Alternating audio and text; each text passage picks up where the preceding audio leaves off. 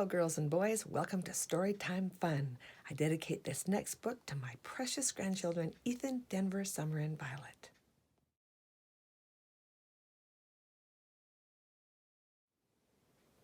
Today's story is the second story in the Disney Let's Go book.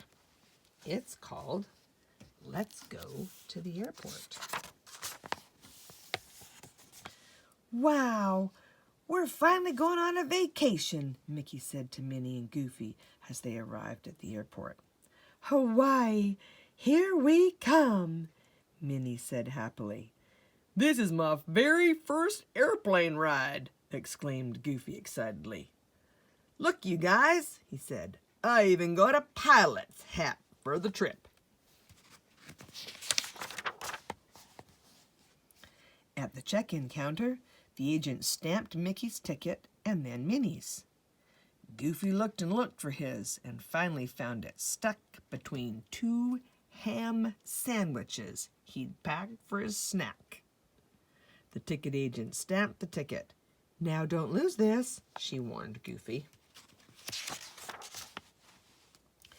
Goofy thought hard. I know, he exclaimed. I'll put it inside my pilot's hat. That's really safe. He tucked the ticket snugly inside the hat. Just then, as a group of pilots hurried into the airport terminal, a stiff breeze blew Goofy's hat right off his head. Swoosh! Stop that hat! Goofy yelled, racing after it.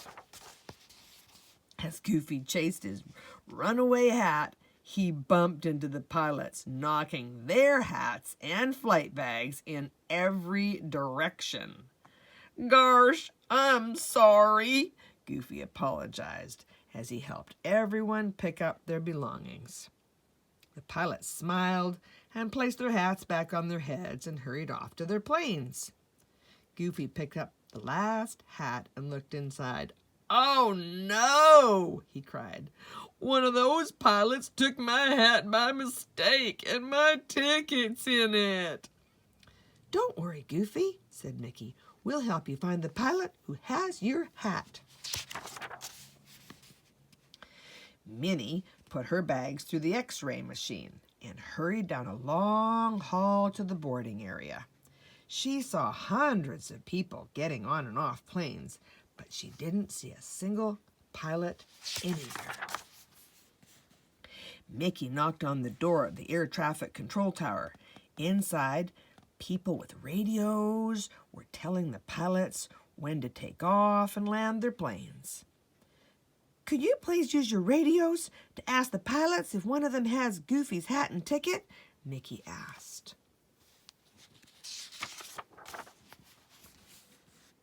Meanwhile, Goofy spotted a pilot walking toward the baggage claim area. Goofy ran after the pilot, but he tripped and fell, clunk, onto the baggage conveyor belt loaded with suitcases. Around and around and around, Goofy whirled until his head was spinning. Goofy staggered off the conveyor and stumbled through a door that led to the edge of the airfield. A plane was taxiing slowly. Through the cockpit window, Goofy saw a pilot wearing a hat that looked like his. Stop! Stop! Goofy shouted, waving his arms.